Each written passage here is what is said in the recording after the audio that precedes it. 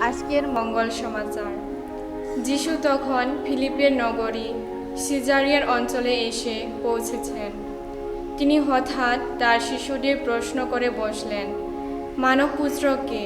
এই বিষয়ে লোকেরা কি বলে?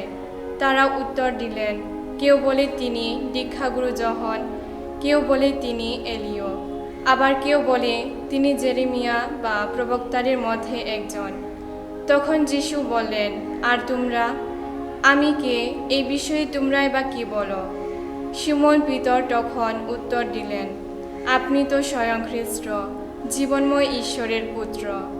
উত্তরে যিশু বললেন, জোনার ছেলে সিমন, ধন্য তুমি, কারণ রক্ত মাংসের মানুষ তো নয়, স্বর্গে বিরাজমান আমার পিতাই তোমার কাছে এই সত্য প্রকাশ করেছেন। আর আমি তোমাকে বলছি, তুমি পিতর, অর্থাৎ পাথর, আর এই পাথরের উপর আমি আমার মণ্ডলী গড়ে তুলব। অধোলোকের শক্তি তাকে কোনোদিন পরাভূত করতে পারবে না। আমি স্বর্গের রাজ্যের চাবিকাঠি তোমারই হাতে তুলে দেব। পৃথিবীতে তুমি যা কিছু বেঁধে রাখবে, স্বর্গেও তা বেঁধে রাখা হবে।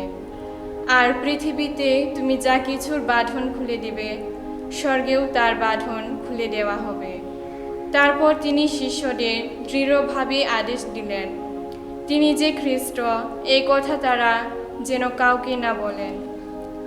এক সময় থেকেই যিশু তার শিষ্যদের বোঝাতে লাগলেন যে তাকে জেরুসালেমে যেতে হবে, আর সেখানে প্রবীণদের হাতে, প্রধান যাজকদের ও শাস্ত্রীদের হাতে তাকে বহু যন্ত্রণা ভোগ করতে হবে, তাকে নিহত হতে হবে, তারপর তৃতীয় দিনে তাকে পুনরুত্থিত হতে হবে। তখন পিতর তাকে এক পাশে নিয়ে গিয়ে অনুযোগ করতে লাগলেন।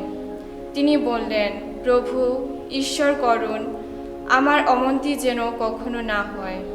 না না, অমন্তি আপনার ঘটবেই না। কিন্তু যিশু তখন ফিরে দাঁড়িয়ে পিতরকে বললেন, আমার সামনে থেকে দূর হও শয়তান, তুমি আমার পথের বাধা। তোমার এই যে ভাবনা, এই তো মানুষেরই ভাবনা, ঈশ্বরের তো নয়।